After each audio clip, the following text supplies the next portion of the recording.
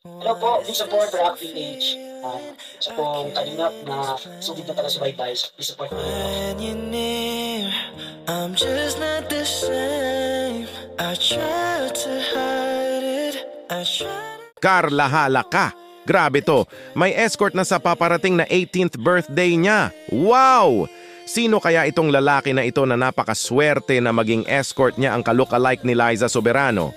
Halaka! Yan po ang ating napakamainit na pag-usapan ngayon mga kalingap at bigyan na din po natin ng reaction iyan. Pero bago ang lahat, magandang mapagpalang araw po sa inyong lahat. Marami pong salamat sa patuloy nyo na pagsuporta sa munting channel ko. Salamat po sa panunood at asahan nyo po na palagi po ako gagawa ng latest reaction video patungkol sa mga beneficiaries ng Kalingap. At wag po pala nating kalimutang suportahan palagi ang ama at founder ng Kalingap na si Kuya Val Santos Matubang at kanyang anak na mala-artistahin napakagwapong idol ng lahat na walang iba kundi si Idol Kalingap Rab. Maraming salamat po. 18th birthday o debut ni Carla. Marami nan nga ang antay dito. Napaka-espesyal po talaga ito na araw ng isang babae. Kaya sakto po talaga ang pagdating ng Kalingap sa buhay ni Carla. Kasi alam naman po natin kung ano ang pwedeng gawin ng Kalingap sa mga ganyang occasion, gaya na lang sa ibang beneficiaries ng Kalingap na napakabongga, gapo talaga ang mga birthday parties.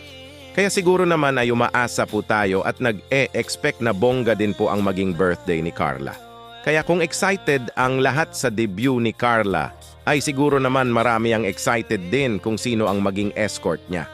Halaka, grabe po ito mga kalingap, kasi may isang lalaki na napakagwapo na maging escort ni Carla. Naku po ito po mga kalingap, may video po panoorin nyo po. Pero kung magdedebut ka, okay lang ba sa'yo? Yung may kanting handaan, nakasuot ka ng medyo magandang damit, may escort. Alam mo gusto mo ba yun? Pwede ba ako magpresenta nun? Escort mo na lang ako. Bukod kay papa mo. Sige na. Sige po. Okay? Gusto mo? Okay ba tayo? Sige po, payag ka. Escort mo ako. Ay, grabe naman yung payag na. Isasayaw ka namin isa-isa. Isasayaw kita. Ako na lang yung first dance mo.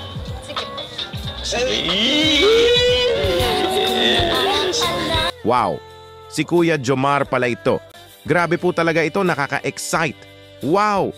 Grabe! Di na po talaga ako makakapag-antay dito mga kalingap na makita sila Jomar at Carla na sasayaw. Grabe po talaga ang mga eksena na ating masasaksihan dyan mga kalingap. Memorable po talaga yan. Lalo na sa part ni Carla na mararanasan niya ito sa buhay niya na hindi po talaga niya. Akalain na mangyari kasi pag di dumating ang kalingap sa buhay nila, Carla ay siguro di po ma-experience ni Carla ang napakagandang selebrasyon sa birthday niya, especially sa debut pa niya. Kasi gaya nga sasabi niya sa vlog ay di po talaga nila kaya ang maghanda at masaya lang siya pag kompleto ang pamilya at walang mga nararamdamang sakit. Kaya salamat po talaga Idol Kalingap Rab at buong team ng Kalingap sa pagpaparanas kay Carla. Ang memorable na birthday celebration na ngayon nga itong darating na January next year. Ano po ba masasabi nyo dito mga kalingap sa paparating na debut ni Carla? Mag-comment lang po kayo mga kalingap kung ano po mga opinion nyo, babasahin po natin yan isa-isa. At palike naman po ng video at pasubscribe na din po para ma-notify kayo sa panibagong react video na ma-upload ko. Maraming salamat po, ingat po kayo palagi and God bless po sa lahat.